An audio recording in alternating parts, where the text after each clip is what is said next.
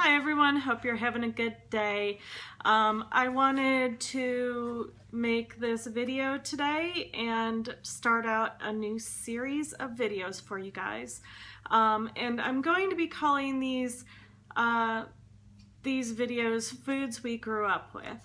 And what I'm talking about are those vintage or family recipes that we all have that we think we can't have anymore because they're not ketogenic, or we don't look at the old cookbooks because maybe we just don't think that they're going to fit with what we're eating now.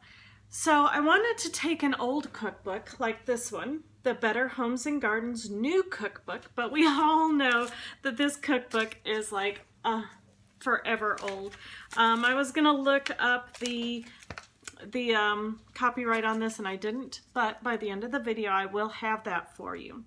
So I thought I'd start out very simple and just take a recipe out of the book and see how easy it was to modify it, if I needed to modify it, and how good it tastes. So the first thing I'm going to do from this cookbook is tenderloins in cream. I mean, it's a super simple recipe. It actually has 4 ingredients, which I really like. Now the ingredients are 6 pork tenderloin patties or pork cutlets, 3 tablespoons of all-purpose flour, 2 to 3 tablespoons of shortening, and 3/4 cup of light cream. So what I'm going to do is I'm actually going to do pork cutlets, and I'm going to do chicken thighs, boneless, skinless, because I can't have pork, so I'm going to make that for my husband and daughter, and I'm going to make the chicken for me. Now, it calls for all-purpose flour, so for my husband and daughter, I'm going to use almond flour, and for myself, I'm going to use pecan flour. Instead of shortening, for me, I'm going to use ghee, and I'm going to use, do I have some bacon grease? Nope, but bacon grease would be a good use right here. So I'll just go ahead and use the ghee for them as well. And that's it. I mean, the recipe is so simple. Sprinkle the meat with flour and season. So it doesn't tell you how to season it. It just says add some flavor to it. So we'll do that too. In a large skillet, brown the meat in hot shortening. Add cream and cover. Simmer 40 minutes or until tender. Trim with parsley, serve 6. Literally, that's the entire recipe. So we're going to go ahead and do that. The first thing it says is to sprinkle the meat with the flour. So it doesn't say to dredge it. It doesn't say to, you know, coat it or anything like that. It just says sprinkle. So what I'm going to do is I'm actually going to do both of them at the same time, and I'm going to go ahead and turn down the camera so you can see. All right. So here are my pork. I've got thin pork chops, so I don't think they're going to have to simmer for 40 minutes until they're tender, but we'll see. These are thin pork chops, and they do have the bone in them, so there is that. What I'm going to do is I'm just going to go ahead and put them and lay them out on this serving platter because I use it for staging meat for grilling and stuff like that. So I'm going to go ahead and put it here, kind of lay it flat in one nice layer. That's the word. Oh my gosh. It is so Friday, guys, and my brain is just not working. So let me go ahead and wash my hands real quick, and then I'll come back and do the same to the chicken. All right, my hands are clean, and I'm going to go ahead and do the same with the chicken. Now, this is actually the chicken thighs that I put in the freezer 2 days ago. So, I mean, I didn't know what I was going to do with it. And when I found this recipe, I thought this was a really good use for it. So I'm going to go ahead and lay those out nice and flat, and then I will wash my hands again. All right, there we go.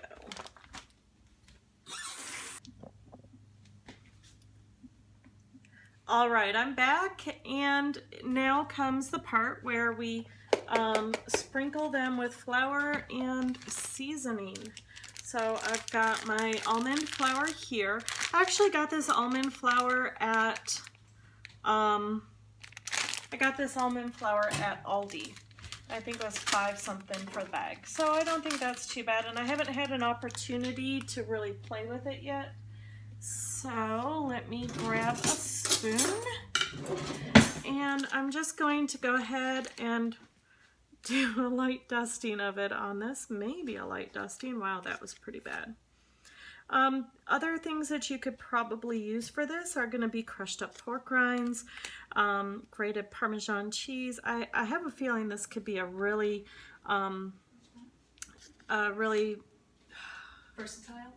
versatile. Thank you.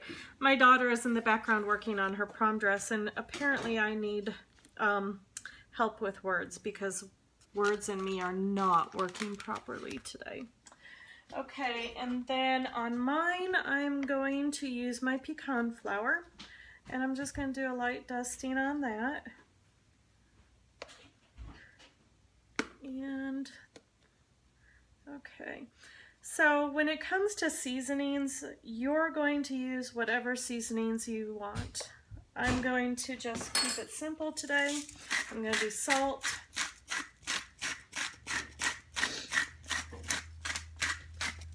on both of them.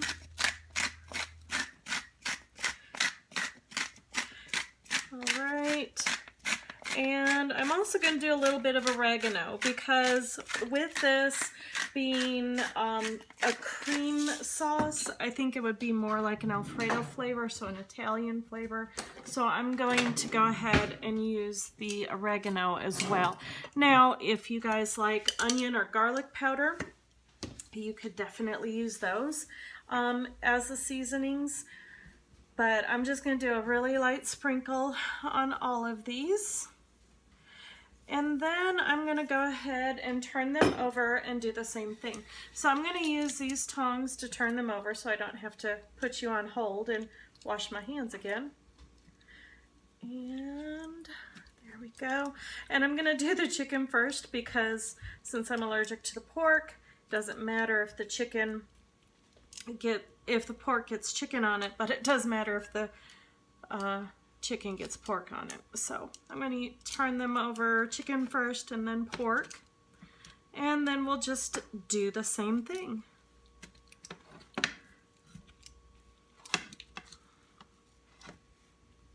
And as you can see, even it's sticking to it pretty well. Okay. So I'm going to grab my almond flour again and do the same on this side. Now the recipe called for 3 tablespoons of flour. I'm sure that I've used a little more than 3 tablespoons already, but you know, it's just enough to give it something to brown. So I think that is the whole purpose of the flour in this recipe. I don't feel like the recipe calls for flour because it needs to thicken anything. The sauce will thicken on its own because it is cream. And then I'm going to do the same to my chicken. Woo! I just threw it all over the place. Yay. Gosh, I am just not doing well with this flour today. There we go. All right, I think I got it. And again, of course, I'm going to add more salt to everything and more oregano so that it's seasoned on both sides.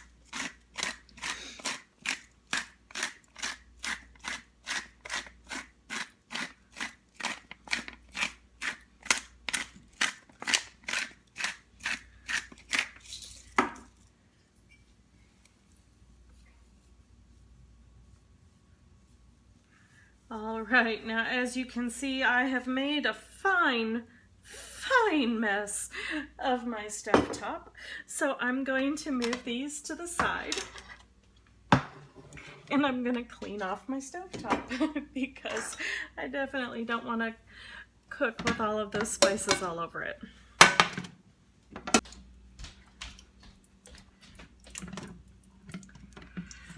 All right, now as you can see, All the ghee is nice and melted. So I'm gonna grab these, and these I used last for the pork chops. So I'm gonna grab these and I'm just gonna throw them in here. Oof. I think I needed a bigger pan. Well, we'll do 3. And then we'll do 2 more. Okay, so we've got those. And let me grab these for the chicken. Nice clean ones. And we're gonna go ahead and throw these in here too. And we probably won't be able to do them all together. So we're gonna do these in batches, and that's okay. Okay, so I'm gonna do 4 in this pan, 3 in that pan. And when you come back, you will see that both of these are nice and done. All of them are ready. Okay, so everything's about brown. Now the purpose of browning it is just to get it brown. It is not to get it cooked through. So what I did is I browned this chicken and I put it on a plate, and I browned the pork chops and put them on another plate. So let me go ahead and check these. Yep, those are looking nice and brown. So now what I'm gonna do is, see, this is called improvising, guys. I'm gonna take this pan, which is 1 Dutch oven, and I'm going to, let's see, I'm going to scrape all of this into the pan because we want to make sure that we still have all of the good grease and everything in there. So that's one. Woohoo! And I'm going to go ahead and put the pork chops back in here.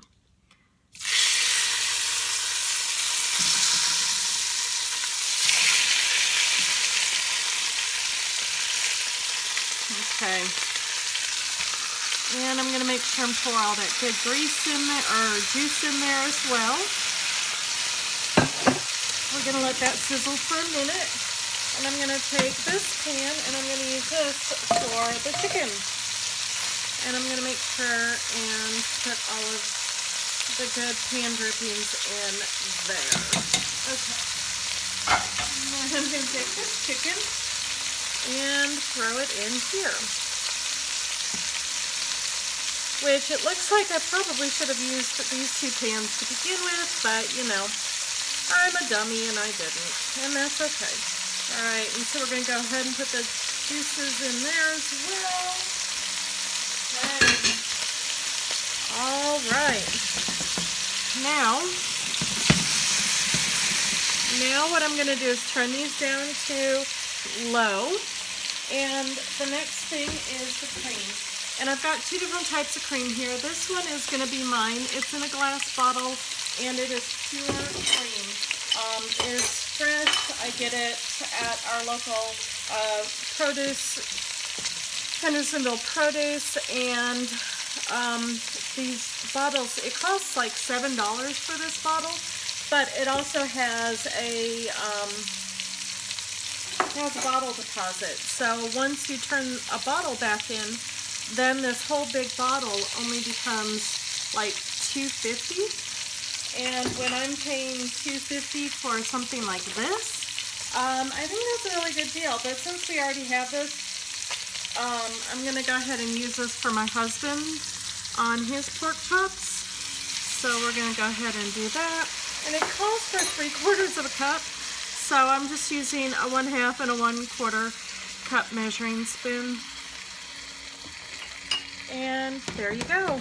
So I'm just going to go ahead and move these around a little bit to get them all in the cream and get them, you know, nice and saturated there. And then I'm going to cover them and let them cook for about 30 to 45 minutes. Per the thing, it said 40 minutes. And considering that these are just browned and not fully cooked, I think that's a really great idea. So, and I'm actually going to turn this to more of a medium low so that they kind of simmer and get yummy. And that's it. I will come back and show you what the finished product looks like as soon as it's done. Okay, I'm back, and this quite didn't work out all the way. So I'm going to show you what I got. And I mean, overall, the chicken, it actually turned out really good. I think I didn't mind this. The gravy maybe could have gotten a little bit thicker, but I can definitely see this over broccoli or green beans or something like that. However, the pork chops didn't fare as well. The cream and the butter separated, so I am going to draw back and punt, and I'm going to actually do a little more work on this. And I'm just going to go ahead and add some more cream to this butter. I'm actually just going to add it all because I want to get rid of this. And grab a whisk. I wish I had a plastic whisk, but that's okay. And I'm just going to whisk it together to make a good gravy. I don't know why it ended up the way that it did, but I think we can save it.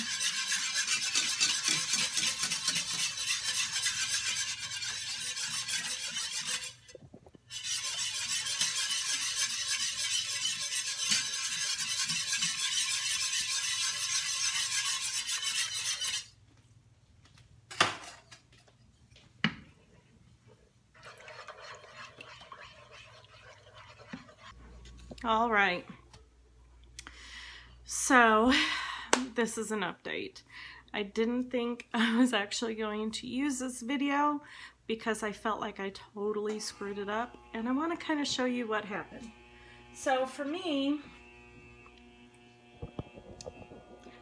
the chicken actually wasn't too bad.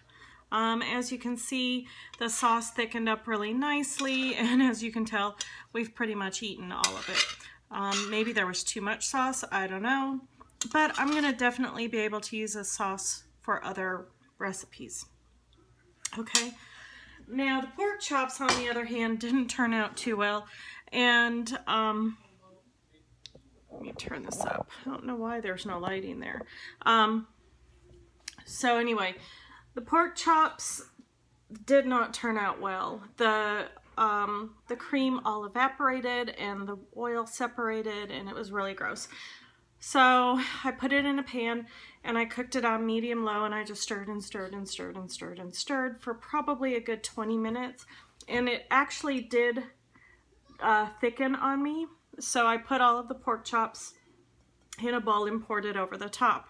Now, the reason I'm actually showing you this video is because despite all of the pitfalls that I had, my husband and my daughter both agreed that this was a do-again recipe. So maybe our grandmothers and our mothers had it right. I think that they expected a little more skill and knowledge in how to do things, because obviously with the pork, I just totally screwed it up. But I was able to save it in the end, and they both liked it. So I will be uploading this video, and I will be uploading videos like this at least once a week. And again, the name of the series is going to be Recipes We Grew Up With. And I would love to know what recipes you grew up with. Now, if you look back at my videos, a lot of my videos that I've already put out are things that I grew up with my mom. So that's why I'm looking at cookbooks. And I would love if you guys have a great recipe that you love from your parents or your grandparents or an old cookbook that you would like me to do, or that you think would be a good recipe that I could probably keto-fy.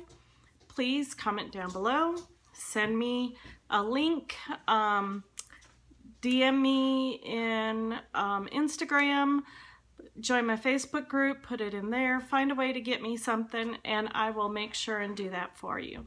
So you guys have a great rest of the night, and I'll talk to you later.